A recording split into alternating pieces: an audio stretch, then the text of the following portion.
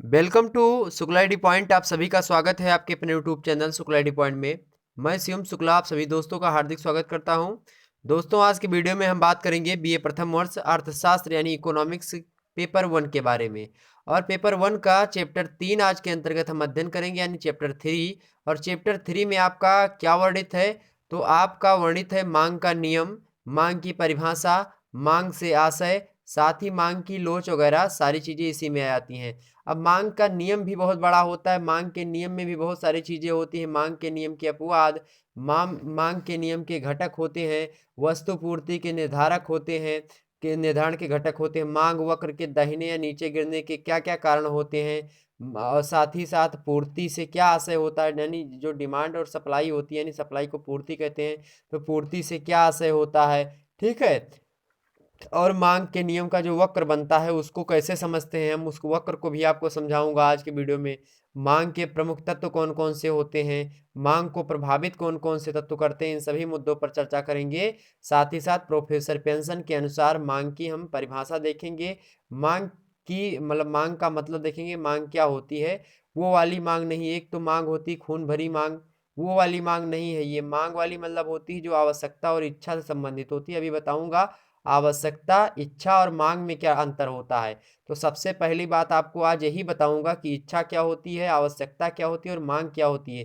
तीनों में क्या अंतर होता है आखिरकार, एकदम से विस्तार से समझेंगे। बहुत ही देहाती भाषा में और बहुत ही सरल तरीके से समझाने का प्रयास करूंगा और एकदम से आपके माइंड में घुसा दूंगा। पूरा का पूरा कॉन्सेप्ट आपको रटना नहीं पड़ेगा। और यहाँ से लगभग 5 से 6 प्रश्न केवल पार्ट 1 से पूछे जाएंगे। यानी आज के वीडियो में वीडियो बहुत लंबा हो जाता अगर मैं इसको जो है एक ही चैप्टर के अंतर्गत तीसरे अध्याय को बताना चाहता। ध्यान होगा आपको, हमने पूरी विषय वस्तु को पाठ्यक्रम मतलब जो पेपर 1 है आपका, इसको 9 अध्याय में विभाजित करके आपको सिलेबस जो है दिखाया था कि 9 अध्याय में हम पूरा का पूरा सिलेबस कंप्लीट कर लेंगे। लेकिन एक्चुअली में बात ऐसी है कि जो चैप्टर 3 या फिर इसी प्रकार से और भी चैप्टर्स हैं आपके, उनमें क्या होता है, उनमें बहुत ज़्यादा विषय वस्तु, बहुत ज़्यादा सामग्रियाँ होती हैं। तो इसलिए वो एक ही वीडियो के अंतर्गत समाहित ना हो करके कुछ टुकड़ियों में मैं आपके सामने लाने का प्रयास करूंगा। कुछ मतलब 1 2 3 से ज़्यादा नहीं होगा। तो किसी भी अध्याय में 3 से ज़्यादा पार्ट नहीं होंगे। इससे पहले 2 वीडियो हमारे अपलोडेड हैं जिसके अंतर्गत पहला चैप्टर को हमने एक ही वीडियो के अंतर्गत समझा दिया। उसमें हमने ऑब्जेक्टिव प्रश्नों को और साथ ही साथ पूरा थ्योरेटिकल पहले समझा। उसके बाद में देखा कि एग्जाम में किस प्रकार से प्रश्न पूछे जाते हैं, यानी ऑब्जेक्टिव टाइप के, उसको समझ लिया था। तो उस प्रश्न मतलब उस चैप्टर से रिलेटेड महत्वपूर्ण प्रश्नों को भी हम देखते चले हैं। तो 2 चैप्टर इस प्रकार से आपके कंप्लीट हैं, साथ ही सिलेबस आपका कंप्लीट है। इसी के अनुसार सेकंड पेपर जो है उसका भी जो है सिलेबस कम जो है हमने करवा दिया है। सिलेबस की वीडियो अपलोड है, अब जल्द ही उस पर कार्य करेंगे और सेकंड पेपर से संबंधित चैप्टर आपके सामने लाने का प्रयास करेंगे। अगर आप लोगों की डिमांड रही तो मैं 2019 और 2020 का जो प्रश्न पत्र है पिछले साल का, उसको भी हल करवा दूंगा, जिससे आपका 60% वहीं से फंस जाएगा। ठीक, तो कुल मिलाकर के आपको क्या करना है, बस हमारे साथ बने रहना है। अगर आपको 2019 और 2020 प्रश्न पत्र का हल चाहिए तो आप अभी हमारे चैनल को सब्सक्राइब करिए। आने वाले समय में मैं उसको हल करवा के आपके सामने प्रस्तुत करूंगा। अगर आपकी डिमांड ज़्यादा रही, यानी जो मांग ज़्यादा रही, मांग ही पढ़ने वाले हैं, तो आपसे पहले मांग समझ लेंगे। उसके बाद नीचे कमेंट करेंगे तो मैं देखूंगा कि अगर आपकी मांग ज़्यादा रही, ज़्यादा लंबी मांग भरी है आपकी, तो मैं उस पर वीडियो बना दूंगा। ठीक है, तो अपने मांग को ज़्यादा से ज़्यादा भरने का प्रयास करिएगा आप लोग। तो मांग भैया देखते हैं, मांग इच्छा आवश्यकता क्या होती है। तो इससे कोई किसी बात को मतलब किसी की भावना को ठेस नहीं पहुंचना चाहिए। जो हमने बताया हंसी खेल में सारा पाठ्यक्रम आज हम चर्चा करेंगे। ठीक, और एकदम से दिमाग में आपके घुस जाएगा कॉन्सेप्ट, ये मैं वादा दिलवाता हूँ। आने वाले जितने भी समय में मतलब कि जो समय आपका अभी मैं लेने जा रहा हूँ, आपके जीवन का बहुत इंपॉर्टेंट समय होगा जो आप हमको देंगे। लेकिन उतने ही समय में आपको सारी चीज़ें समझ में ना गई तो उसी दिन मैं अपना नाम बदल दूंगा। ये बात समझ लीजिए, मैं बिल्कुल आसानी से समझाऊंगा आपको एकदम कॉन्सेप्ट। चलिए शुरू करते हैं। तो आज की वीडियो में हम मांग का नियम समझेंगे, मांग की परिभाषा समझेंगे। नेक्स्ट वीडियो में हम मांग की लोच को समझेंगे। ठीक है, क्या समझेंगे? मांग की लोच को। और इससे संबंधित ऑब्जेक्टिव प्रश्नों को भी हम समझ लेंगे इसके बाद। ठीक, ये बात भी ध्यान रखेंगे आप। तो चलिए शुरू करते हैं चैप्टर 3, मांग का नियम और मतलब मांग की परिभाषा। देखिए आपके सामने स्लाइड प्रस्तुत है चैप्टर 3 मांग का नियम एवं मांग की लोच। तो मुख्यतः आज हम मांग के नियम पर और मांग की परिभाषा यानी मांग से क्या आशय होता है, मांग के प्रमुख तत्व क्या होते हैं, मांग को प्रभावित करने वाले कौन कौन से तत्व हैं, इन सभी बातों पर चर्चा करते हुए हम आगे बढ़ते हुए चलेंगे। मांग के नियम को समझेंगे, मांग के नियम को प्रोफेसर मार्शल के अनुसार, प्रोफेसर थॉमस के अनुसार समझेंगे। मांग की क्या क्या जो है मान्यताएं हैं मांग के नियम की, उनको समझेंगे। साथ ही साथ मांग का नियम किस प्रकार से हम वक्र पर बना सकते हैं उसको भी समझेंगे। वक्र क्यों नीचे गिरता है यानी क्यों झुकता है उसका भी कारण समझेंगे। और मांग के नियम के क्या अपवाद हैं उसको भी समझेंगे। इसी के साथ पूर्ति से क्या आशय होता है और वस्तु की पूर्ति के जो निर्धारण करता होते हैं, निर्धारक घटक होते हैं, उसको हम समझ लेंगे। ठीक, तो कुल मिलाकर के इतने मुद्दों पर आज हम की वीडियो में चर्चा करेंगे। चलिए शुरू करते हैं। पहला टॉपिक यानी पहला मुद्दा, पहली चीजें। देखिए मांग, मांग से क्या आशय होता है। तो मांग को समझने से पहले आपको तीन चीजें समझनी होती है। क्या क्या? इच्छा, आवश्यकता और मांग। चलिए शुरू करते हैं। मांग से आशय, अर्थशास्त्र के क्षेत्र में मांग को एक धुरी की संज्ञा दी जाती है। धुरी क्या होती है? धुरी वह चीज होती है जिस पर पूरा का पूरा रथ टिका होता है। धुरी जो होता है किसी पहिए में लगा होता है बीच में, तो वही होता है धुरी। ठीक है, उसी पर पूरा का पूरा पहिया टिका होता है, किस पर? धुरी पर। ठीक, तो धुरी जो होती है बीच में एकदम केंद्र में स्थित होती है और वो पूरे के पूरे चक्के को संभालती है। और चक्का किसको संभालता है? रथ को संभालता है, फिर किसी भी चीज को चक्का संभाल लेता है। तो धुरी क्या होती है? धुरी पर पूरा का पूरा जो है मतलब एक केंद्र होता है। किसी भी वस्तु के तमाम मतलब चौतरफा जो विकास होता है वो किसी से किससे होता है? इसी से होता है, धुरी से। तो अर्थशास्त्र की धुरी कौन है? मांग है। क्योंकि जो पूरा का पूरा आप अर्थशास्त्र पढ़ते हैं यानी इकोनॉमिक्स पढ़ते हैं, तो उसमें मांग और जो है पूर्ति, यही दो फैक्टर आपके सामने निकल करके आएंगे। मतलब डिमांड एंड सप्लाई, डिमांड और सप्लाई पर मुख्य रूप से पूरा इकोनॉमिक्स टिकी हुई है। डिमांड बढ़ेगी, उससे मांग पर प्रभाव पड़ेगा, उससे महंगाई पर प्रभाव पड़ेगा, उससे निर्धनता पर मतलब हर तरीके से प्रभाव पड़ता रहेगा। अभी समझाएंगे मांग बढ़ेगा तो क्या होगा, मांग घटेगी तो क्या होगा, आगे अभी समझ लेंगे। ठीक है, वक्रता मतलब वक्र के माध्यम से, ग्राफ के माध्यम से, और ग्राफ से रिलेटेड प्रश्न आपसे एग्जाम में पूछा जाता है। 2019 की परीक्षा में देखेंगे तो इस चैप्टर से लगभग 5 से 6 प्रश्न पूछे गए थे, केवल पार्ट 1 से, मांग के नियम से संबंधित। अब मांग की लो से संबंधित भी ऐसे प्रश्न, इतने ही प्रश्न पूछे गए थे। तो आप सोच सकते हैं कितना इंपॉर्टेंट ये लेक्चर है आप लोगों के लिए। लगभग 10 से 12 प्रश्न यहाँ से पूछे जाएंगे। एकदम से 100% की मैं वादा करता हूँ, इस चैप्टर से 10 से 12 प्रश्न आपके पूछे जाएंगे, क्योंकि इसी पर पूरा का पूरा पेपर बेस्ड है आपका। तो मांग क्या होता है? अर्थशास्त्र का क्या होता है? एक धुरी होती है जिस पर पूरा का पूरा अर्थशास्त्र क्या होता है? टिका हुआ होता है, जिसके चारों ओर संपूर्ण आर्थिक क्रियाएं क्या करती हैं?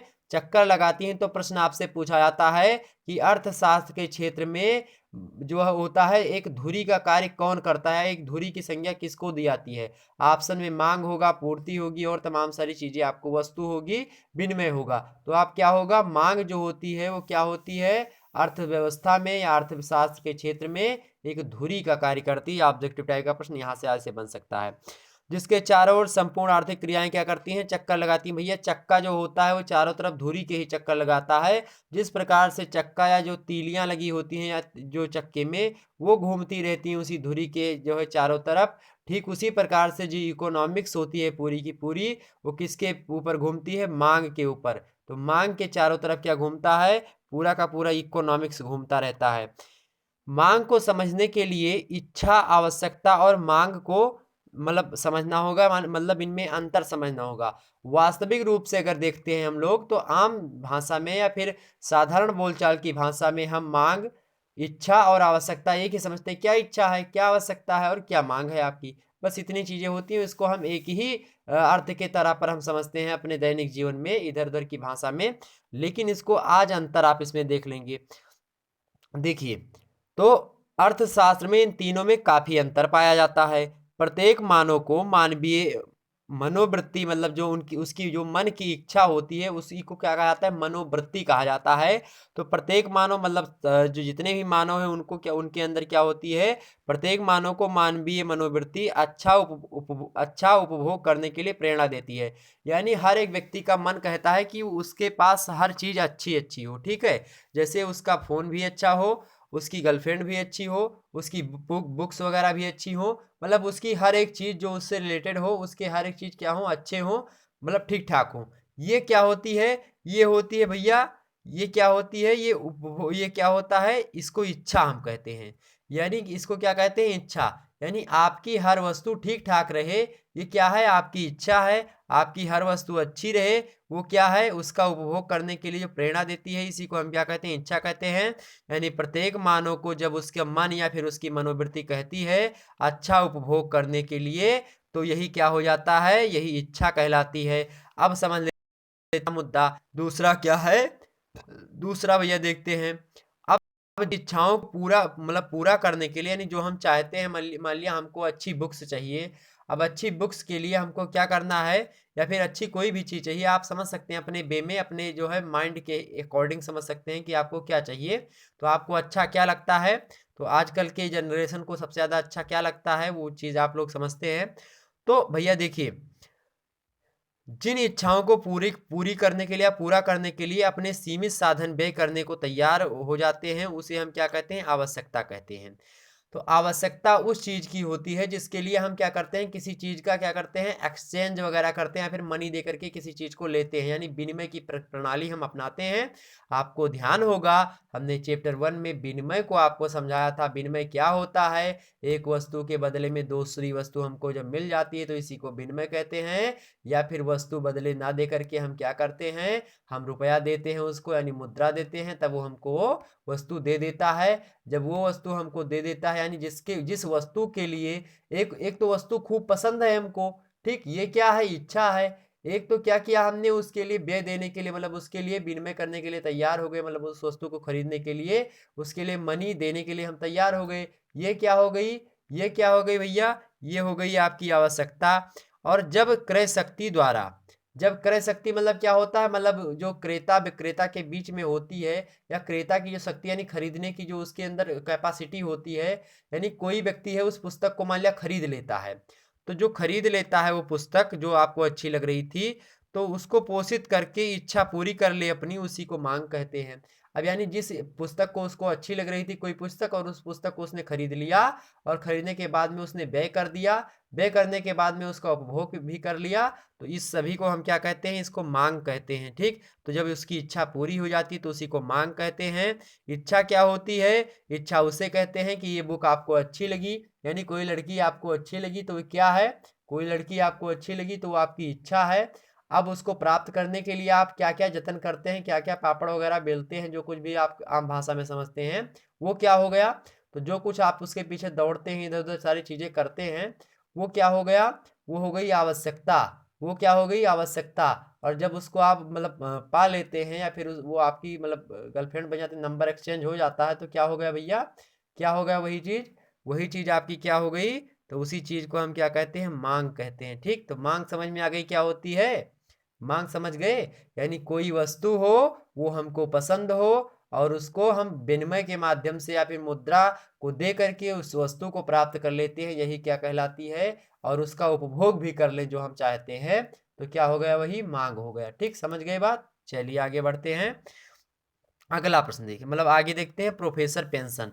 ये तो थी भैया आम भाषा, हम लोगों की भाषा जो हमने समझी। अब बात कर लेते हैं थोड़ा जो है, जो बहुत ज़्यादा विद्वान वगैरह लोग होते थे उनके अनुसार, यानी प्रोफेसर पेंशन। तो प्रोफेसर पेंशन के अनुसार हम समझते हैं कि इन्होंने क्या कहा, अर्थशास्त्र में मांग के नियम को निर्धारण करते हुए या फिर मांग की परिभाषा को देते हुए। तो पेंशन महोदय कहते हैं कि मांग जो होता है एक प्रभावी इच्छा होती है। क्या होती है, एक प्रभावी इच्छा होती है, यानी प्रभावशाली इच्छा होती है, जिसमें 3 तथ्य सम्मिलित होते हैं। इनके अनुसार मांग में 3 तथ्य संकलित होते हैं। आइए देखते हैं भैया कौन कौन से 3 तथ्य संकलित होते हैं।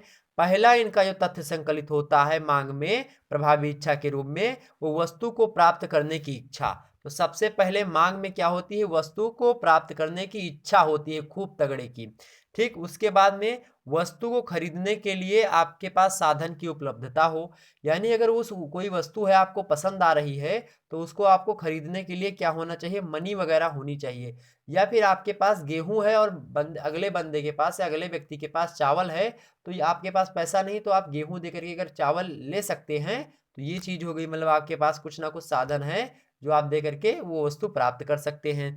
तो पहली बात, वस्तु को प्राप्त करने की इच्छा। दूसरी बात, वस्तु खरीदने के लिए आपके पास पैसा वगैरह होने चाहिए या फिर कोई और साधन होना चाहिए, डेबिट कार्ड, क्रेडिट कार्ड वगैरह होना चाहिए।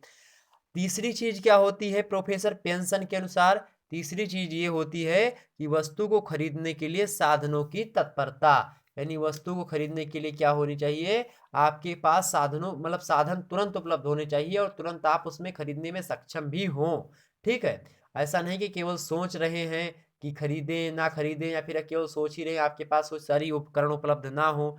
ठीक, तो कुल मिलाकर के वस्तु को प्राप्त करने की इच्छा, वस्तु खरीदने के लिए साधन की उपलब्धता, यानी जो साधन होते हैं।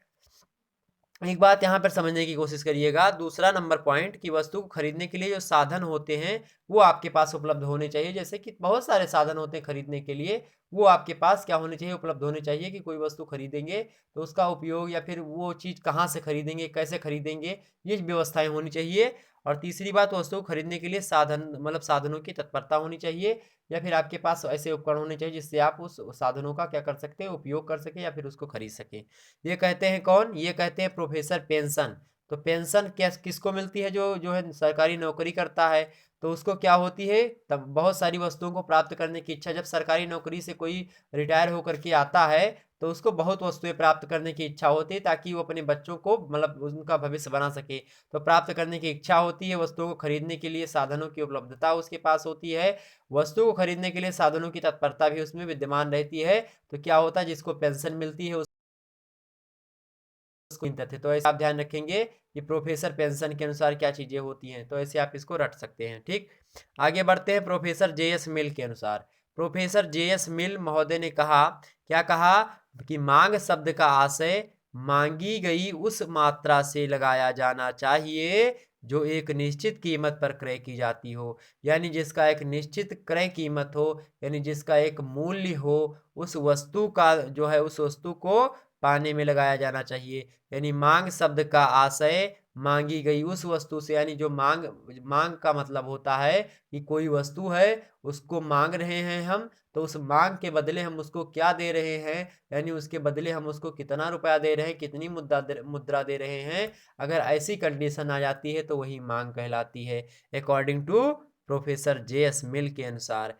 क्या कहते हैं कि मांग शब्द का आशय मांगी गई उस वस्तु या मात्रा से होता है, लगाना जाना चाहिए, फिर होता है जो एक निश्चित कीमत पर क्रय की जाती है। मान लिया चीनी आपको खरीदनी है तो चीनी का मूल्य है 36 रुपये किलो।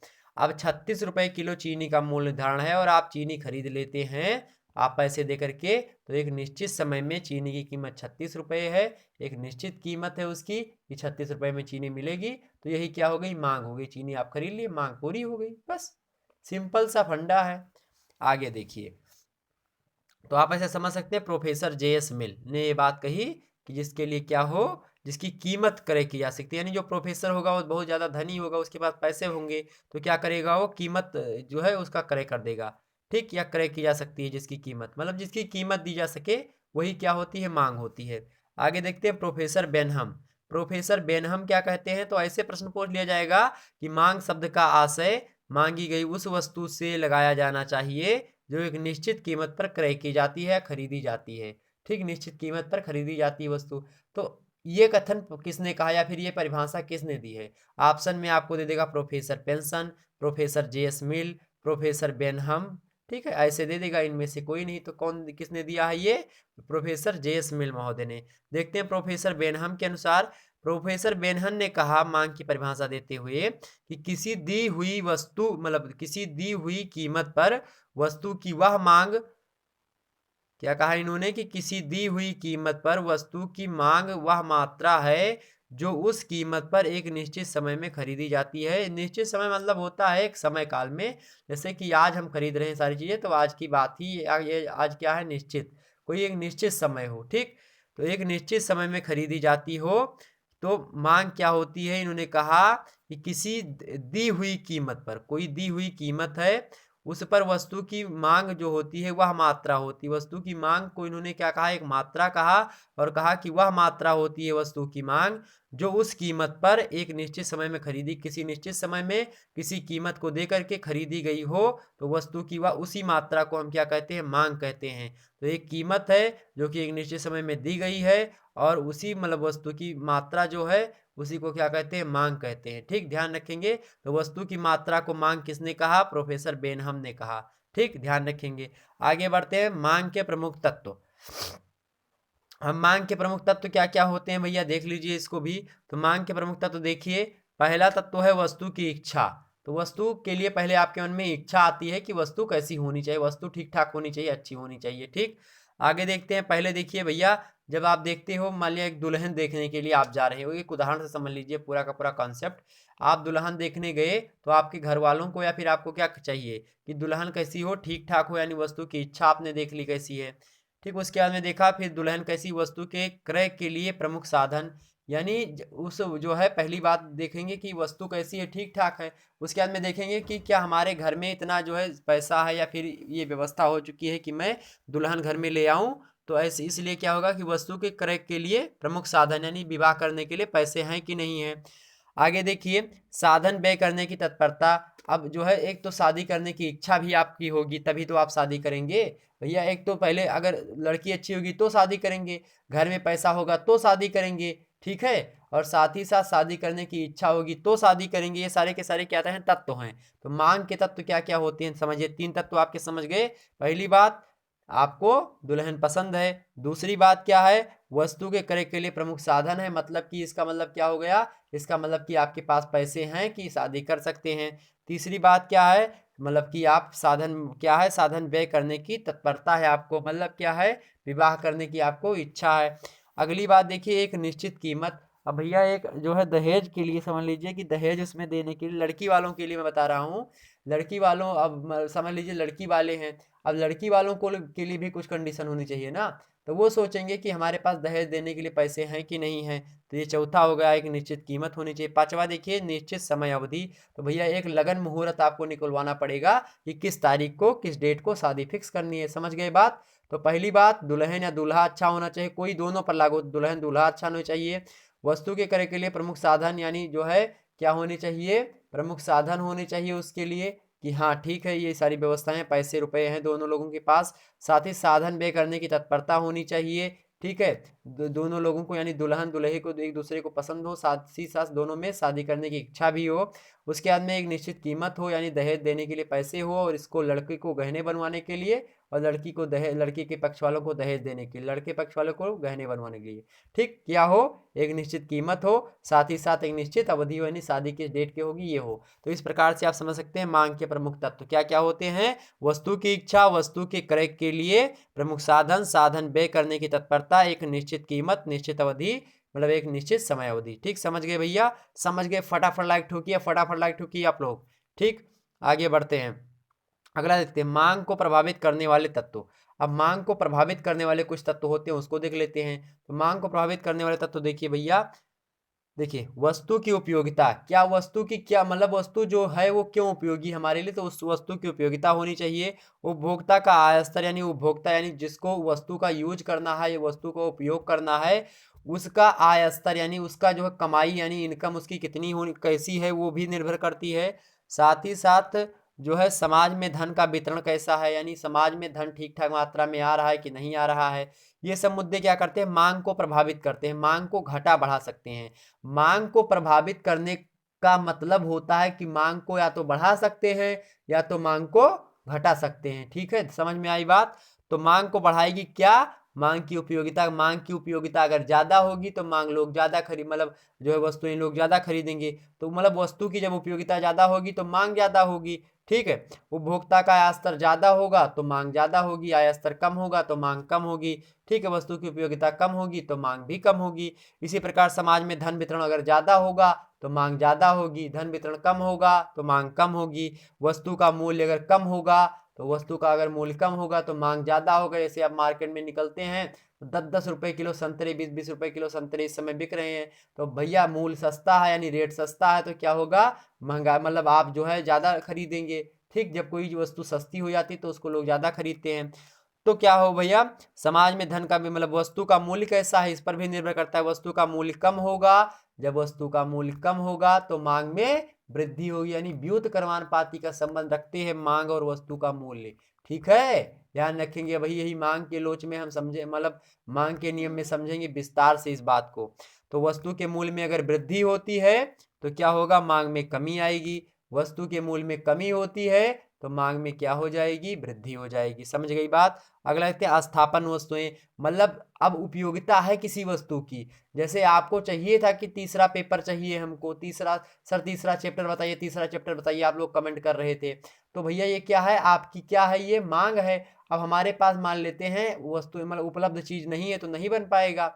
तो इसके लिए क्या होना चाहिए, अस्थापन वस्तुएं का मतलब क्या होता है कि उस स्थान पर वस्तुएं उपलब्ध होनी चाहिए, मतलब उसकी कंडीशन हो कि वस्तुएं मिल जाएंगी यहाँ पर। ठीक, तो ध्यान रखिएगा, स्थापन मतलब वस्तुओं का उस स्थान पर मिल जाना।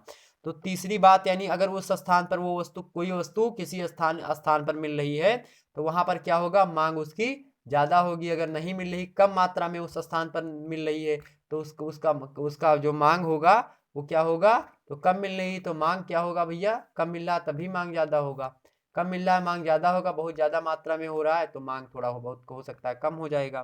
ठीक, ये समझ लीजिए। इसके दो प्रभाव पड़ सकते हैं वस्तुओं के कम ज्यादा होने से। ठीक, ये भी आगे हम समझ लेंगे। और रुचि और फैशन, अब भैया व्यक्ति की रुचि किस में है ज़्यादा, कौन सा फैशन चल रहा है, जैसे कौन सी नई मूवी आई है।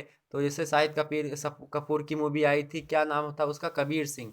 और लौंडे लोग सब दाढ़ी वगैरह रख लेते हैं, जिनका ब्रेकअप होता है वही दाढ़ी रखा के घूम रहे चश्मा लगा के, और टंकी से वो दारू निकाल के पीता। सभी लोग दारू सिगरेट ये सब पीना प्रारंभ कर दिए। भैया ये सब हानिकारक चीज़ें हैं। ठीक है, इनको छोड़िए, और काहे ज़िंदगी बर्बाद कर रहे हो अपनी लोग सब। भैया आप लोग युवा हो, आप यही टर्निंग जो है पॉइंट है। आप जो है कबीर सिंह देखने से फुर्सत है आपको भैया, मूवी देखने के लिए उसको आचरण में जो है आप बैठा लेते हैं। आप भगवान राम को अपना आचरण बनाइए। और भी लोग हैं जो आइडल आप बना सकते हैं उनको, नेताजी सुभाष चंद्र बोस हैं, ठीक है, स्वामी विवेकानंद जी हैं। इसी प्रकार से हर एक धर्म में है, आप अपने धर्म के जो है लोगों को अपनाइए, आइडल बनाइए। ठीक, आगे बढ़ते हैं। तो क्या होना चाहिए, रुचि फैशन क्या है उस समय, तो उसके अकॉर्डिंग सारी चीज़ें होंगी। यानी कटा फटा जींस जो इस समय चल रहा है, इसकी मांग ज़्यादा है। क्यों ज़्यादा है, क्योंकि ये फैशन में है। ठीक, ध्यान रखेंगे।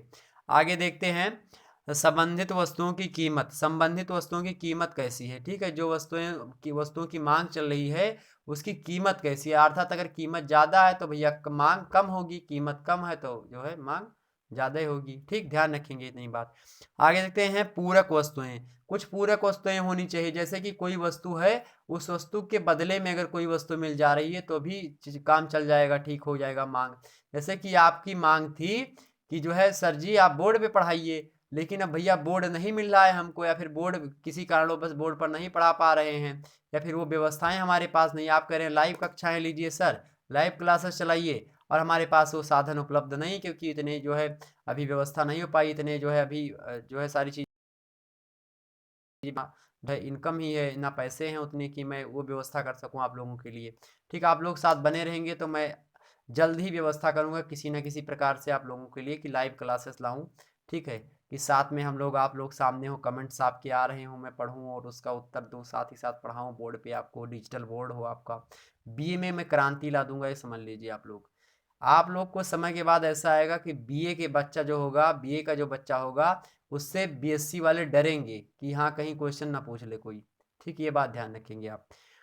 तो पूरक वस्तुएं होनी चाहिए। पूरक वस्तुओं का मतलब क्या होता है, कोई डुप्लीकेट चीज हो जाए, जैसे कि रोल्ड गोल्ड चलता है आजकल। महिलाएं जो होती हैं या जो है अधिकतर लड़कियां, मैं कहना नहीं चाहता कोई बात, लेकिन जैसे कि मान लिया भाई अब शादी विवाह ठना है, किसी के यहाँ शादी है, अब शादी है मान लिया, पैसे तो उसमें इधर उधर ज़्यादा वैसे भी खर्च हो जाते हैं। लेकिन अब क्या होता है कि सभी लोगों के लिए माँ बाप तो गहने बनवा नहीं सकते, क्योंकि इतना पैसा होता नहीं आम, मतलब आम जनता में, भारत में इतना पैसा लोगों के पास नहीं होता। हालांकि जो मिडिल वर्ग है उन्हीं के पास नहीं होता, बहुत सारे धनी भी लोग होते हैं उनके पास होता है, जो बहुत सारे ऐसे गरीब लोग हैं जिनके पास कुछ ही नहीं होता भैया, वो दो वक्त की रोटी नहीं पा पाते हैं। ठीक है, गरीबी आपने पढ़ा होगा, गरीबी हमने बताया था, गरीबी के लिए बहुत सारी समितियां बनी, विभिन्न समितियों ने बहुत सारी चीज़ें बताई कि कितने लोग, कितने पैसे लोग महीने में कमा रहे हैं तो गरीब हैं, कितने अमीर हैं। तो क्या हो भैया, क्या हो, जैसे कि हम क्या बता रहे थे, हम बता रहे थे संबंधित वस्तुओं की कीमत क्या होनी चाहिए। पूरक वस्तुएं होंगी, कीमत परिवर्तन की आशा, हम क्या बता रहे थे। हाँ, तो हम पूरक वस्तुएं बता रहे थे, रोल्ड गोल्ड और ये, यही लाइव क्लासेस में होता है। थोड़ा सा हम इधर उधर हो मान लिया तो आपके कमेंट्स आ जाए सर ये पढ़ा रहे थे। ठीक है, तो हम बता रहे थे रोल्ड गोल्ड यानी पूरक वस्तुओं के बारे में। तो जैसे कि अब उसमें नहीं है तो गहने के लिए अब गहना तो बनवा नहीं सकते। अब गहना नहीं तो आजकल मार्केट में बहुत सारे जो है आर्टिफिशियल वस्तुएं मिल रही हैं उसके लिए, कि एक दिन जो है पहन लो, उसके लिए व्यवस्था हो जाती है। तो एक दिन पहन लो उसके लिए, मतलब बढ़िया हो जाता है, लगेगा कि एकदम सोना पहनी है लड़की, लेकिन मतलब वो सोना होता नहीं है। ठीक है, क्या होता है वो, नैनों की धोखेबाजी होती है वो। ठीक, लेकिन फिर भी वो ठीक ठाक लगता है। तो ये सारी चीज़ें होती हैं। तो पूरक वस्तुएं उन्हीं को कहते हैं, यानी जो आप रोल्ड गोल्ड पहन लेती हैं वही होता है जो है क्या, या फिर आप जो है कैंपस का जूता एक ओरिजिनल आता है, एक लोकल आता है, आप कैंपस का जूता लोकल पहन लेते हैं तो ओरिजिनल की भांति लगता है, तो वो पूरक वस्तुएं हैं। ठीक, तो ऐसी वस्तुएं मिलने लगी वहाँ पे स्थापन मतलब वस्तु मतलब स्थानों पर, जहाँ पर जो है उसका पूरक जो है चीज़ें वो उपलब्ध हो जाए, तो ये भी जो है उस पर प्रभाव डालेगा। ठीक है, ये बात भी ध्यान रखेंगे, यानी कैंपस का जूता जो लोकल मिल रहा है और कैंपस का जो ओरिजिनल मिल रहा है। ठीक, अब जो भाई मान लिया कैंपस का जो ओरिजिनल जूता है वो कम मात्रा में ही डिमांड मतलब उसकी सप्लाई हो रही है, तो जो जो लोकल कंपनियां वाला है वो और ज़्यादा बना देगा कि हाँ लो, तो सप्लाई हो गई, अब मांग भैया वो सप्लाई हो गई, साथ ही साथ उसकी कीमत है, तो कीमत कम है तो क्या हो जाएगी, उसकी मांग बढ़ जाएगी। तो सप्लाई ज़्यादा है, कीमत कम है, क्या हो गई, मांग बढ़ गई, वो जूता बिक गया, जो ओरिजिनल जूता था वो रखा रहेगा। ठीक, लेकिन अधिकतर लोग जिनके पास पैसे वो ओरिजिनल पहनना चाहते हैं। आगे देखते हैं, कीमत परिवर्तन की आशा। कीमत में परिवर्तन करने की आशा भी होनी, यानी कभी महंगाई हो, कभी सस्ता होती है वस्तुएं, कभी महंगी होती हैं, ये भी प्रभाव डालती है। साथ ही व्यापार दिशा में परिवर्तन, व्यापार की दिशा किस प्रकार से होती है, यानी व्यापार किस ओर आगे बढ़ रहा है, उसी के हिसाब से जो है मांग में वृद्धि होती है। ठीक, ये बात भी ध्यान रखेंगे। आगे बढ़ते, मांग के प्रकार। मांग 3 प्रकार की होती हैं। मांग 3 प्रकार की होती हैं, टेढ़ी मांग, सीधी मांग और कौन सी मांग, ठीक है, तिरछी मांग। वो नहीं मांग भैया, मांग दूसरी होती है, ये मांग वाली वो इच्छा आवश्यकता वाली मांग है। तो मांग के नियम देखिए, मांग 3 प्रकार की होती है, मांग के प्रकार 3 प्रकार, यानी मांग 3 प्रकार की। मूल्य मांग होती है, कीमत मांग, यानी जो उसके जो है प्रिंट रेट होता है एमआरपी, वो होता है क्या, मूल्य मांग या कीमत मांग। आय मांग एक होता है, जो आपका इनकम होता है वो एक प्रकार की, और एक आणी मांग होता है। ठीक, ध्यान रखेंगे, आणी मांग होता है। ठीक, बस यही प्रश्न आपसे ऑब्जेक्टिव टाइप में पूछा जाएगा कि निम्न में से मांग के प्रकार नहीं है, एक देगा कीमत मांग, आय मांग या आणी मांग। ठीक है, तो ध्यान रखेंगे, और एक ऑप्शन दे देगा उसमें से कोई और दे देगा है वस्तु की इच्छा, तो ये मांग नहीं, मतलब वो नहीं होगा मांग का प्रकार। ठीक है, ध्यान रखेंगे। मांग के कुछ अन्य प्रकार भी हैं, उसको भी देख लेते हैं। 3 और प्रकार हैं, जैसे व्युत्पन्न मांग, संयुक्त मांग और सामूहिक मांग। तो मांग 2 कैटेगरी की होती है, एक तो भैया मांग जो है एक दूसरे पहलू के हिसाब से देखते हैं। तो मांग जो मुख्य रूप से होती हैं 3 प्रकार के होते हैं, मूल्य मांग या कीमत मांग, दूसरा आय मांग और तीसरा होता है आणी मांग। ठीक है, ध्यान रखेंगे। और एक एक दूसरे प्रकार से अगर मांग को हम समझेंगे तो जो है उसके उप मांग के रूप में, जैसे व्युत्पन्न मांग, संयुक्त मांग और सामूहिक मांग। ठीक है, ध्यान रखेंगे इतनी बात। चलिए आगे बढ़ते हैं, मांग का नियम समझ लेते हैं। मांग का नियम क्या होता है। मांग का नियम किसी वस्तु की कीमत और उस कीमत पर मांगी जाने वाली मात्रा के बीच गुणात्मक संबंध को स्पष्ट करता है। तो इस बात को यहाँ पर ध्यान रखेंगे, प्रश्न आपसे पूछा गया था 2019 की परीक्षा में, कि जो मांग होता है वो कैसा होता है। तो ऑप्शन में आपको दिया था गुणात्मक कथन, जो है उसके बाद में दिया था परिमाणात्मक कथन, या फिर ए और बी दोनों, या फिर इनमें से कोई नहीं। तो क्या होता है, मांग एक गुणात्मक कथन होता है। मांग क्या होता है, गुणात्मक कथन होता है। मांग का नियम किसी वस्तु की कीमत और उस वस्तु की या उस कीमत पर मांगी जाने वाली मात्रा, तो उस कीमत पर जितनी भी मात्रा, यानी कि 36 रुपए किलो चीनी है, तो मांग का नियम का कहता है क्या, किसी वस्तु की कीमत, यानी किसी वस्तु की कीमत कितनी है, 36 रुपए की कीमत पर उसको क्या मिल रहा है, 1 किलो चीनी मिल रही, वही हो गई कि उस कीमत पर दी जाने वाली मात्रा। तो एक वस्तु यानी चीनी है, चीनी की कीमत 36 रुपए है, और उस पर 36 रुपए में 1 किलो चीनी उसको मिल रही, वही हो गई क्या, कि मांगी जाने वाली जो मात्रा है के बीच गुणात्मक संबंध को स्पष्ट करता है मांग। ठीक, तो मांग का नियम क्या स्पष्ट करता है, चीनी और मतलब चीनी का मूल्य कितना, 36 रुपए, कितना चीनी मिल रही है, तो 1 किलो, तो 1 किलो चीनी 36 रुपए में मिल रही है, यही क्या होता है, मांग का नियम होता है। ठीक, इन दोनों के बीच में जो संबंध होता है गुणात्मक संबंध, उसी को हम क्या कहते हैं, मांग का नियम कहते हैं। मांग के नियम के अनुसार किसी वस्तु की कीमत बढ़ने पर उसकी मांग कम हो जाती है। भैया जब किसी वस्तु की कीमत बढ़ जाती है तो मांग कम हो जाती है, और जब कीमत, जैसे कि चीनी जब भैया कितने रुपए में थी, मान लिया कोई चीज हो, अगर सेल लगा हो 250-250 रुपए में, जो 500 का कल को मिल रहा था वही सेल लगा हो 250-250 का, तो वो बिक जाएगा 100 पीस। लेकिन जो 500-500 का बिक रहा है दुकान में रख करके, वो हो सकता है आपका 25 ही पीस बिके। तो जो 500 वाला था वो 25 पीस बिक रहा है, और जो मतलब कि 250 वाला था वो 100 पीस बिक रहा है। क्यों बिक रहा है? ये मांग के नियम के अकॉर्डिंग चल रहा है। जैसे क्या होता है, जब वस्तु की कीमत बढ़ जाती है तो मांग कम हो जाती है, जब वस्तु की कीमत क्या हो जाती है, घट जाती है, तो क्या हो जाता है, मांग बढ़ जाती है। तो वस्तु की कीमत में वृद्धि से मांग पर बहुत ज़्यादा प्रभाव पड़ता है, और कमी से भी प्रभाव पड़ता है। जब वृद्धि होती है कीमत में तो मांग घट जाती है, जब जो है कीमत में कमी होती है तो मांग क्या होती है, बढ़ जाती है। ठीक, मांग में कमी तो बढ़ जाएगी, सॉरी, कीमत में वृद्धि तो मांग घटेगी, कीमत में कमी तो मांग बढ़ेगी। ठीक, ये बात ध्यान रखेंगे। अर्थात वस्तु की कीमत व मांग के बीच में विपरीत संबंध होता है। ठीक है, ध्यान रखेंगे, विपरीत संबंध होता है। मांग का नियम यह बताता है कि किसी वस्तु के लिए मांग की जाने वाली मात्रा उस वस्तु के मूल्य में होने वाले परिवर्तन के विपरीत होती है, यानी व्युत्क्रमानुपाती होती है। बस वही बात जो हमने समझाई आपको, वही बात बता रहा है। आगे देखिए, प्रोफेसर मार्शल कहते हैं मांग के नियम को परिभाषित करते हुए, अन्य बातें समान रहने पर अन्य बातें समान रहने पर किसी वस्तु के मूल्य में वृद्धि होने पर उसकी मांग कम हो जाती है, इसके विपरीत मूल्य कम होने पर मांग बढ़ जाती है। ये बात किसने कहा? प्रोफेसर मार्शल ने कहा, वही बात जो हमने समझाई।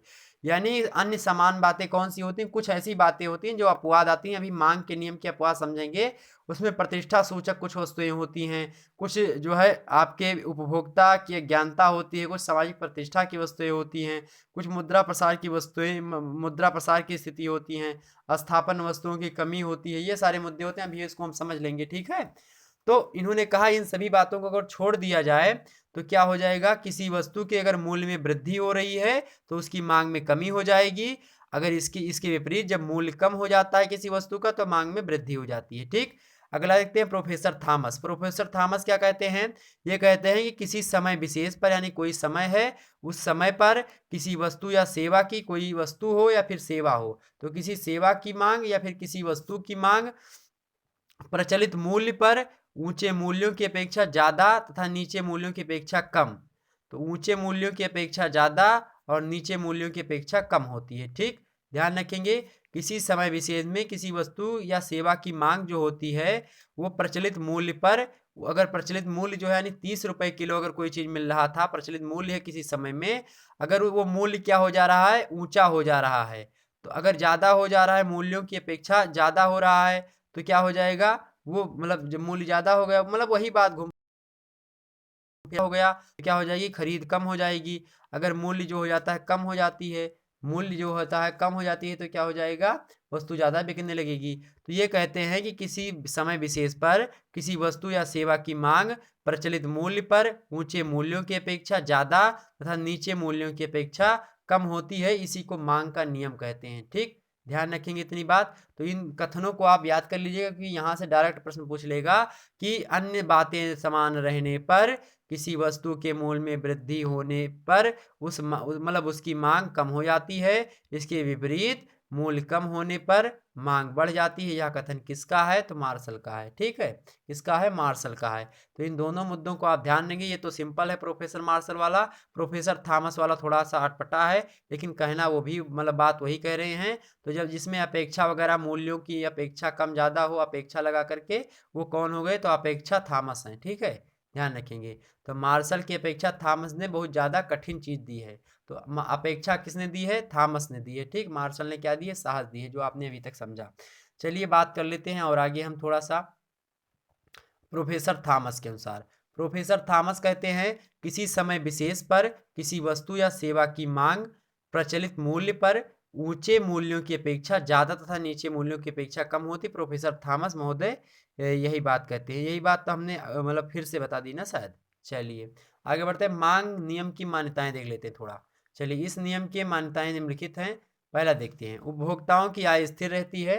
इसमें जो है मान्यताएं, नियम की मान्यताएं, नियम कहाँ कहाँ पर लागू हुआ, कब लागू हुआ, किस कंडीशन में लागू होगा, वो बात बता रहे हैं। ठीक, तो जब मांग के नियम की मान्यताओं की अगर बात करें या फिर आपसे प्रश्न पूछे तो उसमें क्या होता है कि वो कंडीशन नीति समान होती है और उसमें मांग पर क्या होता है, मांग के नियम वहां पर लागू होते हैं। तो उपभोक्ताओं की आय स्थिर रहे, मतलब अगर कोई व्यक्ति है उसकी 25,000 सैलरी महीने की आ रही तो 25,000 सैलरी आती रहेगी, तो मांग के नियम पर कोई प्रभाव नहीं पड़ेगा। उपभोक्ता के स्वभाव एवं पसंद में कोई परिवर्तन नहीं होता है। जो उपभोक्ता जो होता है यानी जो यूज करने वाला होता है, जो खाने पीने वाला होता है, उसकी आय तो 25,000 है। अब 25,000 में वो किस प्रकार से खा रहा था, चीज सारी व्यवस्थाएं कर रहा था, कितना बचा रहा था, वो ऐसे अगर कार्य कर रहा है तो ठीक है, तो उसमें परिवर्तन नहीं, यानी उपभोक्ता का स्वभाव एवं पसंद जो है वो बदलना नहीं चाहिए। अन्य वस्तुओं की कीमतें यथास्थिर रहनी चाहिए, यानी जो अन्य वस्तुएं हैं उसकी पूरक वस्तुएं या फिर जो उसको मात देने वाली वस्तुएं हैं वो भी समान मात, मतलब जितने मूल्य पर थी उतने मूल्य पर रहेंगी, तो ये नियम का जो मतलब मांग का नियम है ठीक ठाक उतरेगा, मतलब सही रहेगा। ठीक। वस्तु विशेष का बाजार में कोई स्थापन नहीं होना चाहिए। वस्तु विशेष का बाजार में कोई स्थापन नहीं होना चाहिए। स्थापन मतलब उसका जो है आप लोग इकट्ठा ना रख लें उसको, मतलब जैसे कि प्याज वगैरह को आप रख लिए थे, मतलब आप नहीं रख लिए थे, मतलब रख नहीं लिया गया था एक बार प्याज वगैरह को, मतलब प्याज को कभी कभी मतलब जब माल रोक लिया जाता है उसी को स्थापन की वस्तु, या फिर उस स्थान पर ना मिले वो वस्तु, ठीक है। तो ऐसी वस्तुओं मतलब वस्तु जहाँ पर मतलब रोक लिया जाए किसी चीज को, ठीक, ध्यान रखेंगे तो वो वस्तु नहीं मिलती है। फिर आगे देखते हैं, ये भी नहीं होना चाहिए। भविष्य में वस्तु के मूल्य में कोई परिवर्तन नहीं होना चाहिए। वस्तु के मूल्य में भविष्य में कोई परिवर्तन ना हो। चीनी 30 रुपए में थी या 36 में थी तो 36 में रहे, 40 ना हो। ठीक। आगे देखते हैं, वस्तु विशेष घटिया या सम्मानजनक नहीं होनी चाहिए। वस्तु की जो क्वालिटी है वो वैसी रहनी चाहिए जैसी उस समय थी मूल्य निर्धारण करने में, ठीक। तो भी उस पर कोई प्रभाव नहीं पड़ेगा। ये सारी मान्यताएं होती हैं किसकी, मांग के नियम की। अब मांग के नियम को एक चित्र के माध्यम से हम देख लेते हैं, यानी वक्र के माध्यम से। ये आपके एग्जाम में प्रश्न में पूछा जाता है, किसको दर्शाता है, मांग के नियम को, मांग के ग्राफ मतलब किसको दर्शाता है, ठीक है। इसमें आपको मैं समझाऊंगा कि मांग में कमी, मांग में वृद्धि, दोनों को समझाऊंगा कैसे होती है। देखिए अब यहाँ पे ये सारी चीजें इसको भूल जाइए क्या लिखा है क्या नहीं, लेकिन इसको मैं बता दूं, लेकिन फिर पहले इसको समझा दें फिर ये पढ़ेंगे तो आपको समझ में आ जाएगा। ठीक। देखिए जो ये वाली रेखा है आपकी, ये वाली, ये मूल्य को निर्धारित दर्शाती है, और ये वाली रेखा किसको दर्शाती है, ये वाली रेखा जो होती है, यानी जो ओ और क्यू वाली जो रेखा है मित्रों, ओ और क्यू वाली रेखा ये मांग को दर्शाती है, और ये वाली जो है किसको दर्शाती है, मूल्य को दर्शाती है। ठीक। अब ध्यान रखेंगे। अब मैं बता दूं, उपर्युक्त चित्र में मांग रेखा को डी द्वारा दर्शाया गया है। जो मांग की रेखा है उसको डी के द्वारा, यानी ये डी देखिए, ये डी देखिए, ये एक वक्र की भांति है। ये देखिए ये वाली रेखा क्या होती है, ये क्या है, ये भैया मांग की रेखा है। ठीक। अब देखिए कैसे मांग होता है इसमें, और ये मूल्य है और ये मात्रा है, ठीक, और ये है मांग। ठीक। ध्यान रखेंगे इतनी बात। तो चलिए देखते हैं, ओपी होती है तथा वस्तु की मांग ओ क्यू है। वस्तु की मांग क्या है, वस्तु की मांग ओ क्यू होती है। ओपी क्या है, ओपी कीमत होती है। ओ और पी, ओ देखिए यहां पर होगा, ओ जो है यहाँ पर है ओ और पी, तो पी इधर है, ये क्या हो गई, कीमत हो गई, और ये क्या हो गई, ये उसकी क्या हो गई, वस्तु की कीमत बढ़ने पर जो मांग होती है वो ओ क्यू, ओ क्यू मांग है। ठीक है, ओ क्यू क्या होती है, मांग होती है, और कैसे बढ़ती है ये समझ लेते हैं इसको। देखिए तो ओपी होती है तब वस्तु की, जब मान लिया जैसे ओ पर है, ओ पर बिंदु है, और यहाँ पर पी देखिए, ये दोनों चीज जो डॉटेड रेखाएं इसको भूल जाइए, और यहाँ पर एक रेखा ये देखिए, ये देखते रहे रेखा जो लाल लाल हमने खींची है, ये सामान्य स्थिति है, यानी कोई मतलब वस्तु है, कोई वो जो है वो एक समय में किसी वस्तु की कीमत 30 रुपए है, किसी वस्तु की कीमत 30 रुपया मान लेते हैं, यहाँ पर पी पर जो है कीमत जो है 30 रुपया है। ठीक है, किसी वस्तु की कीमत 30 रुपया है, और वस्तु जो है मिल रही है ठीक ठाक मात्रा में, तो क्या हो जाएगा, मांग जो है समान स्थिति में, ठीक है। लेकिन जब क्या हो जाए, अब P1 पर बढ़ जाए, अब जब इसके ऊपर जाएंगे हम, इस P से ऊपर की ओर, तो मांग बढ़ेगी, मतलब मूल्य बढ़ेगा, और जब इससे नीचे आएंगे तो मूल्य क्या होगा, घटेगा। ठीक। तो उसी प्रकार से इसमें भी वृद्धि और घटोत्तरी होगी उसमें। तो देखिए मान लेते हैं हम P1 पर चलते हैं, तो ओपी, जब ओपी चीज आएगी, यानी जब कीमत बढ़ा देंगे किसी चीज की, तो 30 रुपए थी, जब हम इसको 40 कर देंगे मित्रों, जब हम इसको 40 कर देंगे, तो जो ओ क्यू होगा, मतलब तब तक स्थिति ओ क्यू थी जब हम ओपी कर रहे थे, यानी समान स्थिति 30 रुपए किलो थी, तब मांग भी उतनी मात्रा में, मतलब उतनी ही थी, मतलब जो 5 वस्तुएं बिक रही है। जब चीनी 30 रुपए में किलो थी, हम एक बार फिर से समझाएं चीनी का उदाहरण के, जब चीनी 30 रुपए में किलो बिक रही थी, तो चीनी डेली 5 किलो बिकती थी किसी बनिया की। किसी बनिया की चीनी 5 किलो डेली बिकती थी जब चीनी 30 रुपये किलो थी। अब चीनी की मूल्य में मतलब वृद्धि हो गई, यानी P1 पर पहुंच गया, यानी 40 रुपये चीनी का मूल्य हो गया।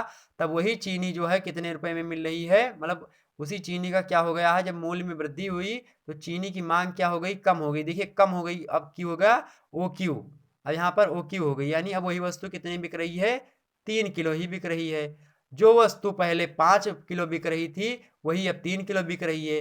इसके ठीक विपरीत जब चीनी के मूल्य में क्या हो रही, घटोत्तरी हो रही है, यानी चीनी 20 रुपए किलो मिल रही है। अब जब चीनी 20 रुपए किलो मिल रही है तो वस्तु लोग ज़्यादा खरीदेंगे और ओ क्यू मतलब ओ क्यू पर पहुंच जाए, मतलब Q2 पर।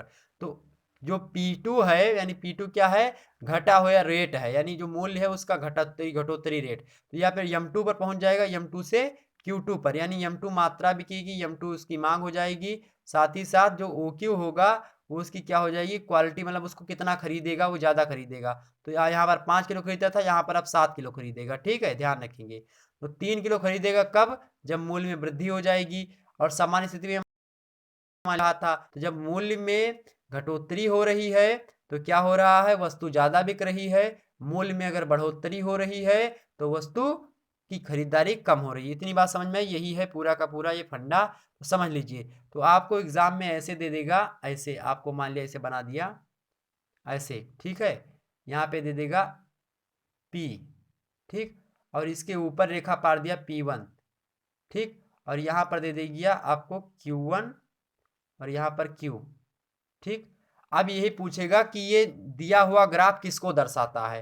तो भैया दिया हुआ ग्राफ किसको दर्शाता है, तो देखिए P से P1 की ओर है, मतलब ऊपर की ओर बढ़ा है। ठीक है, क्या बढ़ा है, ऊपर की ओर, मतलब ये जो P होता है ये क्या होता है, प्राइज। प्राइज P मतलब होता है प्राइज, तो रेट क्या हुआ है, बढ़ा है। जब रेट बढ़ा है तो यहाँ पर Q1 आ गया भैया। अब जब यहाँ पर Q1 आ गया तो क्या हो गया, मतलब रेट, मतलब जो वस्तुएं हैं वो कम बिकने लगी। तो क्या हुआ है, तो यहाँ पर होता है मूल्य में वृद्धि हुई है। क्या हुआ है, मूल्य में वृद्धि ऑप्शन में मिलेगा, या ऑप्शन में आपको मिलेगा, या ऑप्शन में मिलेगा कि कीमत में, मतलब मूल्य में वृद्धि मिलेगा या फिर कीमत में वृद्धि मिलेगा ऑप्शन में, या तो ऑप्शन में आपको मिलेगा कि जो है मांग में कमी।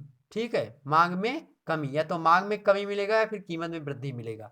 ये दो ऑप्शन मिलेंगे, तो आप ये लगा दीजिएगा। ठीक है, इसी प्रकार से आपने समझ लिया इसको। चलिए आगे बढ़ते हैं और मांग वक्र के दाहिने व नीचे की ओर झुकाव होने के कारण समझ लेते हैं, यानी जो मांग होती है वो क्यों घटती है उसको थोड़ा देख लेते हैं। तो पहली स्थिति ये होती है मांग घटने की कि उपयोगिता ह्रास नियम की क्रियाशीलता के कारण, उपयोगिता नियम का जब कमी होने लगता है, यानी जब उपयोगिता का जो नियम हो, उपयोगिता का मतलब क्या होता है, किसी वस्तु को, यानी मांग का जो नियम होता है वही को उपयोगिता नियम कहते हैं। जब किसी वस्तु चीज की हमको उपयोग, मतलब किसी वस्तु की हमको उपयोगिता बहुत कम हो जाएगी तो वही क्या हो जाएगी। तो जब कभी भी हमारी उपयोगिता कम हो जाएगी, उपयोगिता का हमारे ह्रास होगा यानी कमी होगी, तो हम, मतलब हमारे मांग में भी कमी होगी। ठीक है, उपयोगिता समझते हैं आप लोग, जब हमको यूज करना किसी चीज़ को मतलब कम पसंद होगा तो हम, जाहिर सी बात है उसकी मांग कम होगी, उसको कम खरीदेंगे। ठीक, दूसरा चीज होती है प्रतिस्थापन प्रभाव। दूसरा चीज क्या है, प्रतिस्थापन प्रभाव।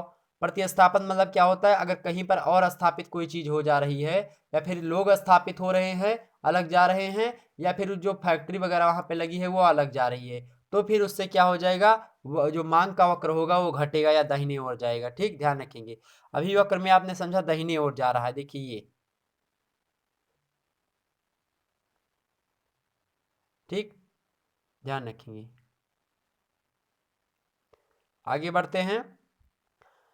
आय प्रभाव, आय प्रभाव भी निर्धारण करता है। तो दाहिने ओर जाना मतलब क्या होता है, दाहिने ओर जाना क्या होता है, एक मिनट समझिए। मांग वक्र के दाहिने व नीचे की ओर झुकने के कारण पूछ रहा है। तो अगर दाहिने जा रहा है, मान लीजिए अगर वक्र जो है दाहिने जा रहा है तो मांग में वृद्धि हो रही है, और अगर आपका नीचे झुक रहा है तो मांग में क्या हो रही, कमी हो रही है। तो ये मांग का वक्र दर्शाता है। हालांकि ये बात आपसे पूछी नहीं जाएगी एग्जाम में। देखिए, मांग के वक्र के दाहिने और नीचे झुकने के कारण तमाम प्रकार के होते हैं। तो कुल मिलाकर के यहाँ पर नीचे गिरने की बात कर रहा है। तो अगला देखते हैं, क्रेताओं के प्रवेश या बहिर्गमन का प्रभाव। क्रेता का मतलब होता है कई और क्रेता आ जाए, बेचने वाले तमाम हो जाएं, तो उससे भी प्रभाव पड़ता है। ठीक, आगे देखते हैं पांचवा, विभिन्न प्रयोग या वस्तु के विविध उपयोग। यानी तमाम सारी वस्तुएं से एक वस्तु उस समय चल रही थी उसकी, तो मान लिया कई और 4-5 वस्तु उसी क्वालिटी की आ गई, ठीक है। मतलब एक जो है मतलब कोई चीज़ थी, एक कलर की साड़ी आ रही थी उसमें, और 4-5 कंपनियों ने साड़ी निकाल दी उसी कलर की, तो लोग वही खरीदना पसंद करेंगे। मतलब अब उसमें क्या होगा, कंट्रोवर्सी हो गई। अब दोनों लोग मतलब सोचेंगे कि क्या जो है कौन ज़्यादा बेचेगा, क्या होगा क्या नहीं होगा, होता नहीं है ऐसा, आप लोग समझ सकते हैं उसको। तो विभिन्न वस्तुएं जब समाज में आ जाती हैं, मार्केट में आ जाती हैं, तो जो वस्तु मतलब लोग वही वस्तुएं खरीदते थे, अब क्या करेंगे, वो वही उसी वस्तु को ना खरीद करके अलग अलग प्रकार की वस्तु खरीदना प्रारंभ कर देंगे। तो इससे क्या होगा, उस पर प्रभाव पड़ेगा मांग की वक्र पर, ठीक। अगले अब देख लेते हैं मांग के नियम के कुछ अपवाद हैं, उसको देख लेते हैं। तो देखिए, कुछ विशेष परिस्थितियों में ऐसी आती हैं जब मांग रेखा बाएं से दाएं की ओर उठती है, ठीक है। बाएं बाएं से क्या होती है, दाएं ऊपर की ओर उठती है। तो दाएं क्या होती है, ऊपर की ओर उठती है, और बाएं क्या होती है, नीचे की ओर झुकती है, ठीक। ये बात हमने बता दी थी, ये समझ गए आप। प्रतिष्ठा सूचक वस्तुएं, जब कोई प्रतिष्ठा सूचक वस्तुएं होती हैं, तब वहां पे मांग का नियम अब जो है नहीं लागू होता। प्रतिष्ठा सूचक वस्तुएं मतलब की होती, कोई प्रतिष्ठा समाज में दिलाने वाली हो, तो उसमें मांग का नियम कार्य नहीं करता। जो हमने बताया था कि मांग के नियम में जब जो है कीमत में वृद्धि होगी तो मांग में कमी होगी, जब कीमत में क्या हो जाएगी, कीमत में कमी हो जाएगी तो मांग में वृद्धि हो जाएगी, ठीक, ध्यान रखेंगे। तो प्रतिष्ठा सूचक वस्तुओं पर ये बातें लागू नहीं होती। दूसरी, भविष्य में कीमतों में से परिवर्तन की संभावनाएं, भविष्य में कीमत तो जो है मांग के नियम जो है ये अपवाद का कार्य करता है। मतलब भविष्य में ये पता हो कि चीनी का कीमत आने वाले समय में अगर 40 रुपए किलो है, तो आज अगर 36 में 38 में मिल रहा तो आप खरीदेंगे। तब जो है ये नहीं सोचेंगे कि जो है मांग में कमी नहीं आएगी। जैसे चीनी का मूल मान लिया 40 में होने वाला है, और 36 में वो बंदा लाया हुआ है और 38 में बेच रहा है, ठीक। तो आप लोग में मतलब मांग में कमी नहीं होगी, लोग खूब खरीदेंगे। जैसे कोरोना काल में देखा नहीं होगा, पैनिक हो गया था, जो चीज़ें आपको 10 रुपए में मिल रही थी वही 20 रुपए में मिल रही थी, लेकिन फिर भी आप लोग खूब खरीद रहे थे। अब यहाँ पे मांग के नियम की हानि हो गई थी, लेकिन अब मांग के नियम की हानि क्यों नहीं यहाँ पे मानी जाएगी, क्योंकि मांग के नियम के अपवाद के रूप में आते हैं। मांग का नियम यहाँ पे लागू नहीं होता है, ठीक, अपवाद है इस मामले में, ठीक है, एक्सेप्शन है। तो कोरोना में क्या हुआ है, कोरोना में आप समझ सकते हैं क्या हुआ है, खूब ज़्यादा पता चला कि भविष्य में कीमतें मतलब महंगी होती चली जाएंगी वस्तुएं, मार्केट खुलेगा नहीं तो कीमत महंगी होगी। क्यों महंगी होगी, क्योंकि सप्लाई कम होगी। जब सप्लाई कम होगी तो मतलब डिमांड ज़्यादा होगी, जब सप्लाई कम होगी डिमांड ज़्यादा होगी भैया, ठीक है। और जब डिमांड ज़्यादा होगी तो महंगाई बढ़ेगी, ठीक है। और जब महंगाई बढ़ती है तो क्या होता है, डिमांड की कमी होती है, लेकिन इस परिस्थितियों में डिमांड की कमी नहीं होगी, ठीक। आगे बढ़ते हैं, अगला देखते हैं गिफिन का विरोधाभास। गिफिन जो है एक विद्वान है, इनका विरोधाभास जो है, अगर ये इनका इनका जो नियम है इस पर लागू हो जाए तो मांग का अपवाद उसमें आ जाता है। अगला देखते हैं उपभोक्ता की अज्ञानता, या फिर कोई उपभोक्ता जो हो वो ना उसको ना पता हो कि चीनी 36 रुपए किलो है, वो जाए मतलब कि क्या हो जाए, या फिर किसी को दिखाने के चक्कर में, या फिर कोई ऐसी कंडीशन आ जाए जो मतलब अज्ञानता हो, ना जानता हो कि चीनी 36 में है, तो 40 दे करके चलाए उसको, ठीक, ये उपभोक्ता की अज्ञानता होती है। अगला है संकटकालीन समय, कोई संकटकालीन समय चल रहा है, जैसे कि अभी कोरोना चल रहा था, यही उदाहरण आप दे सकते हैं। तो कोरोना काल में क्या हुआ, संकटकालीन समय चल रहा था। आगे देखते हैं सामाजिक प्रतिष्ठा की वस्तुएं। सामाजिक प्रतिष्ठा की वस्तुएं कुछ ऐसी वस्तुएं होती हैं जिनका कीमत में अगर वृद्धि होती है तो कोई उसमें हेर फेर नहीं होता, ना उसमें मांग का नियम कार्य करता है, ठीक।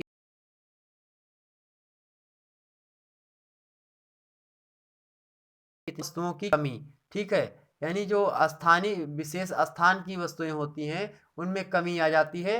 मतलब जो वस्तुएं वहां पर मिल रही थी, अब वस्तुएं वहां पर नहीं मिल रही हैं, या जमाखोरी या कोई भी कारण ऐसा हो गया जिसको कारण से वहां पे वस्तुएं नहीं मिल पा रही हैं, तो क्या होगा, मांग का नियम वहां पे लागू नहीं होगा। जब वहां पे मतलब वस्तुएं नहीं मिल रही हैं, पहली बात जानिए, सप्लाईवा कम जब है, जब सप्लाई कम है तो डिमांड क्या हो जाएगी, बहुत ज़्यादा हो जाएगी। और डिमांड बहुत ज़्यादा हो जाएगी, उसी के साथ ही साथ जब डिमांड ज़्यादा हो जाएगी मूल्य में वृद्धि खूब होगी। और जबकि नियम क्या कहता था, नियम ये कहता था कि जब जो है रेट आप ज़्यादा कर देंगे तो मांग में कमी हो जाएगी, लेकिन रेटो ज़्यादा है और मांगो बहुत ज़्यादा है, सप्लाई में नहीं हो पा रही है, ठीक। तो ये नियम यहाँ पे ये नियम यहाँ पे कार्य कर रहा है, ठीक, ये बात समझ लीजिए।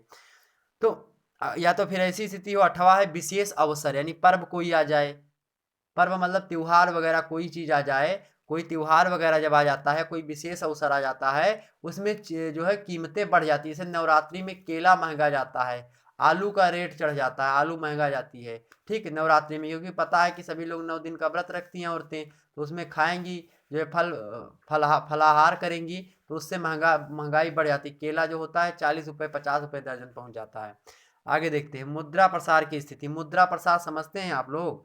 नहीं समझते। एक मुद्रा का संकुचन होता है मित्रों, एक मुद्रा का प्रसार होता है। संकुचन मतलब होता है जब मुद्रा में कमी हो जाए, जब मुद्रा कम छपेगा मार्केट में, मुद्रा यानी तरलता कम हो जाएगी। जब मार्केट में तरलता कम होगी, मुद्रा मार्केट में कम होगी, तो वहां पर भैया मांग का नियम क्या होना लागू नहीं होता। साथ ही साथ यानी मुद्रा प्रसार, एक मिनट ध्यान रखेंगे, मुद्रा अगर कम है तो ठीक है, कोई बात नहीं, चलिए मांग का नियम वहां पे थोड़ा बहुत लग जाएगा। लेकिन अगर मुद्रा की जो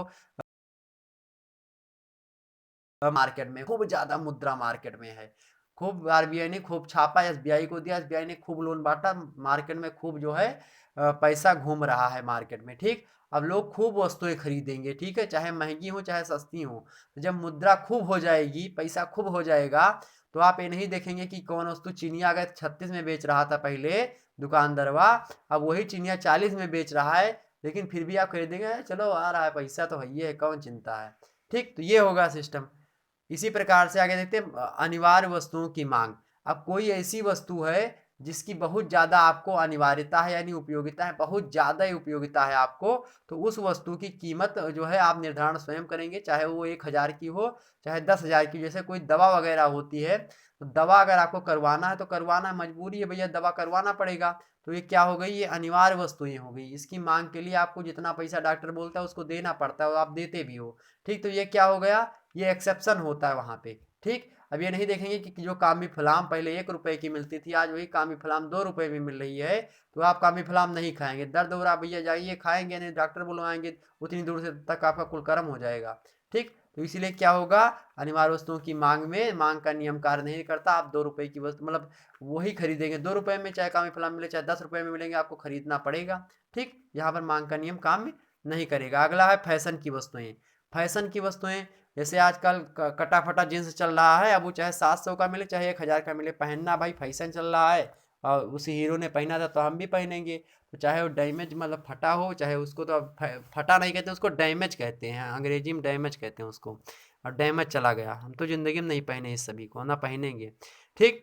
तो डैमेज वस्तुएं जो मतलब डैमेज जो वस्तुएं, डैमेज जींस आज पहन रहे फैशन की वस्तुएं हैं। अब भैया वो कितनी भी महंगी मिलेंगी, रिबन का चश्मा चाहे जितना महंगा हो, कैंपस का, लोग पहनेंगे वही, ठीक है, ये बात ध्यान रखेंगे।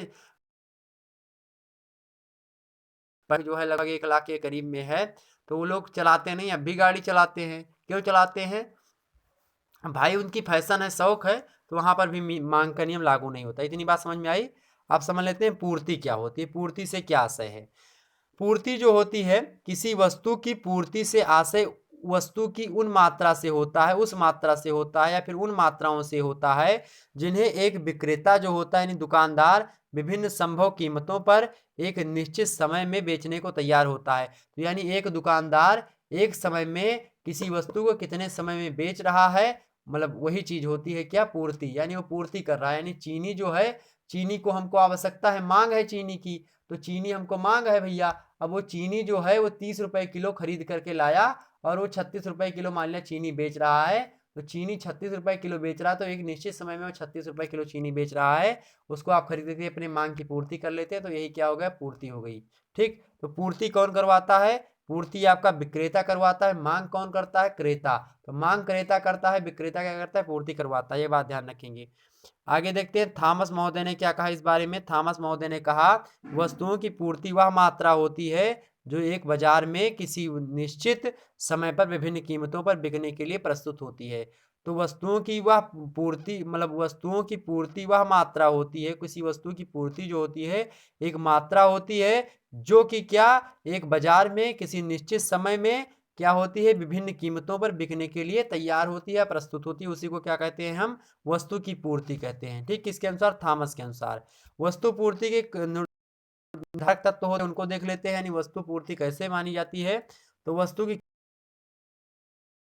आप निर्धारक देंगे तो मतलब वस्तु पूर्ति आपका हो जाएगी। इसके घटक होते फर्मों की संख्या, यानी कितनी चीजें आपकी वहां पे हो रही हैं, कितना चीज बन रहा है, मतलब कि कितना सांचा है आपके पास वो बनाने का, यानी कैपेसिटी कितनी है एक दिन में कि आप कितना चीज बना लेंगे, कितनी चीजों का उत्पादन कर लेंगे, या एक दिन में आप कितनी चीनी वगैरह बेच लेते हैं, या फिर कितनी चीजें बना लेते हैं, ठीक। तो ये फर्मों की संख्या, यानी कितना आपके पास सांचा है, कितनी मशीनें बनाने की। साथ ही साथ तीसरा है भविष्य में संभावित कीमत। अब भविष्य में संभावित कीमत कितना हो जाएगा आपका, ये भी जो है निर्धारक घटक होता है किसका, वस्तु की पूर्ति के निर्धारण में।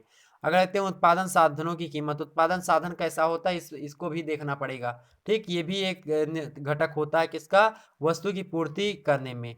ठीक, साथ ही साथ संबंधित वस्तुओं की कीमत, जिससे उस वस्तु को बनाया जा रहा है उसकी कीमत क्या चल रही है। मान लिया मोबाइल फ़ोन का एक सिस्टम है, तो मोबाइल फ़ोन की कीमत कितनी वो निर्भर करता है। मोबाइल फ़ोन बनाने के क्या क्या तत्व होते हैं, क्या क्या कारक होते हैं, वो भी चीज़ इस पर निर्भर करेगा। मोबाइल फ़ोन, तीसरा देखिए मोबाइल फ़ोन बनाने की क्या क्या भविष्य में संभावनाएं हैं, फिर उसकी कीमत क्या होगी भविष्य में, ये भी निर्भर करेगा। साथ ही साथ मोबाइल फ़ोन जो है उत्पादन में कितना जो है कीमत लगती है, ये भी जो है निर्भर करता है। साथ ही साथ मोबाइल फ़ोन बनाने में कैबिनेट, बैटरी, कनेक्टर और इन सभी का जो है ईसी डीसी जो भी लगता है मोबाइल में, रैम रोम मेमोरी, इन सभी को बनाने में मतलब इन सभी की कीमत क्या होती है, ये सब भी फैक्ट निर्धारण करते हैं। साथ ही साथ सरकार की क्या नीतियाँ चल रही हैं, तो पूर्ति मतलब करने के लिए सरकार की क्या नीतियाँ चल रही हैं, कि सरकार कितना जो है किसी को छूट दे रही बनाने के लिए, क्या करने के लिए क्या नहीं, ये भी निर्भर करती है। साथ ही साथ तकनीकी स्तर वहाँ का कैसा, ये भी निर्भर करता है, यानी टेक्निकल क्षेत्र में कितना आगे कितना नहीं आगे, ये भी निर्भर करता है। साथ ही साथ जो है फ़ोन बनाने में फर्म के उद्देश्य क्या होते हैं, यानी जो कंपनी होती है उसका क्या क्या उद्देश्य होता है, क्या करने की वस्तु की पूर्ति के निर्धारण में। ठीक, तो वस्तु की पूर्ति के